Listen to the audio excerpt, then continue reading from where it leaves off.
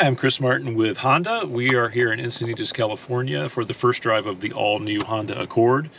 We're in the interior of the Accord Touring, which is the top trim. And as a first for the Honda brand, on the top trim Accord, we have introduced Google built-in technology. And essentially what this is an overlay of the car's infotainment system and a lot of vehicle controls with a very robust cloud-based control system. So you can use voice commands to do a variety of things in the car. If you want to, you can actually log in to your own personal Google account, which then opens up the whole Google ecosystem of home controls and lots of other apps that are available, with even more to come as the ecosystem grows. So the system itself allows you to do things that you might have seen traditionally with voice commands, but the voice commands in this car are using the cloud to recognize what you're going to say. So people with different accents, people that sometimes using traditional voice activation, they don't work very well. This one is very smooth. So you can either press a button on the steering wheel to activate voice commands, or you can just talk to it. You can say, "Hey Google, lower the passenger side seat heater." Okay, turning down the seat temperature for the front passenger by 1. So you can do a lot of different things. You can interact with vehicle controls, which is very different from what you've seen in some of the older systems. But really, it's just natural speech. You can say things multiple different ways, and it will figure it out, just kind of like what people have gotten used to on their phones, if they're using Siri or an Android system. So it's very capable. The car comes with Google Maps built in, so instead of a traditional Navi system, you're using a cloud-based system.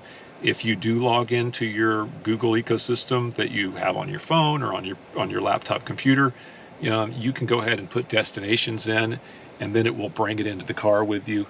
The car itself is still capable of doing Android Auto and Apple CarPlay, so if you don't want to go through what's in here, it will still do those things wirelessly. So you get a choice of where you want to go.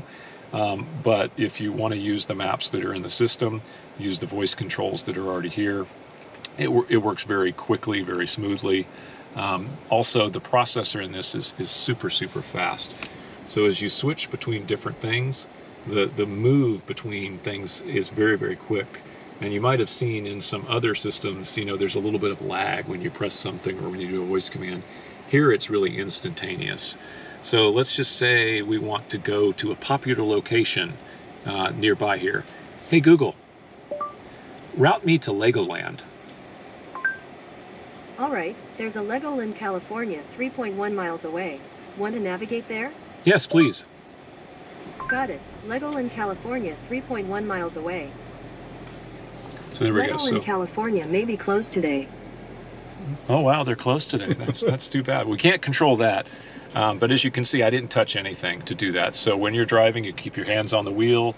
You can just use voice commands. And it's just really a nice, smooth, quick way to control things in your car. Ever since there have been smartphones, people have been concerned about data privacy. Honda, for our part, we do collect data based on what you use in the car, but we believe that data belongs to the customer, and so we give consumers full control over how that information is used. They can opt out at any time for however the data is being shared. Google and Apple, they have their own rules related to those things as well, so just like your phone, you have choices that you can make regarding your privacy. Yeah, some people might see this really nice big screen and wonder if they can play videos while they're driving. We don't allow that in this vehicle. Number one, there's some safety considerations. There are also some regulatory issues related to video play. But we believe that people should be focused on driving at this point, and so you cannot play videos on this screen. On the Accord lineup, we have several trims. We have a 1.5 liter turbo engine as the base engine, and then as you move up in the lineup, you get a variety of hybrid, which is the most premium powertrain that we're offering in the new Accord. And moving all the way up to the very top trim, which is the touring trim, that's where you get Google built-in, which is this new system that we've been talking about here. Okay. Yes, so another great thing about having the Google Assistant built into the car, because it is connected, not through your phone, but through the cell phone connection in the vehicle, which actually comes free for the first 3 years of ownership of the car. So right away when you drive off with an Accord Touring, you're going to get this system for free. It connects to the internet, and you can use the Google Assistant to ask things that you would ask in your phone, and some people like to ask jokes, other things like that. If your kid asks you a question while you're driving, like, "Hey Dad, how far is it to the moon?" You can ask the Google Assistant, "Hey Google, how far is it to the moon?"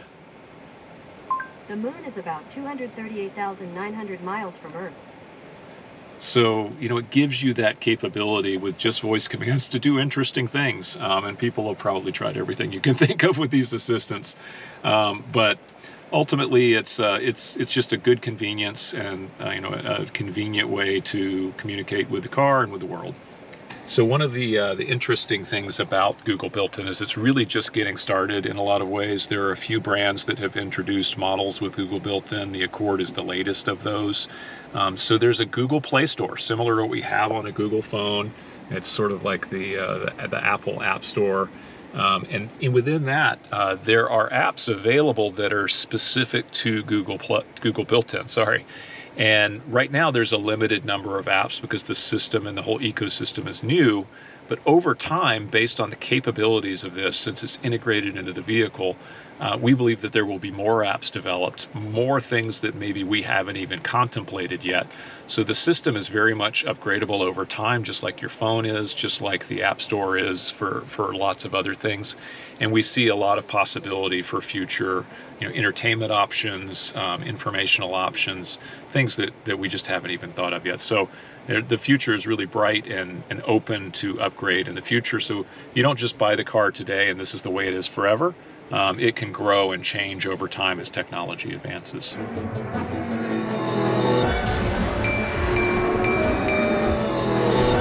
Hey Google, go to the Total Car Score podcast. Got it. Playing the latest episode of Total Car Score, Season 4, Episode 7. The 2024 Mazda CX-90 is a 100% luxury 3-row SUV with a PHEV option on Google Podcasts. Well, maybe don't listen to that one. Go to the one about the Accord.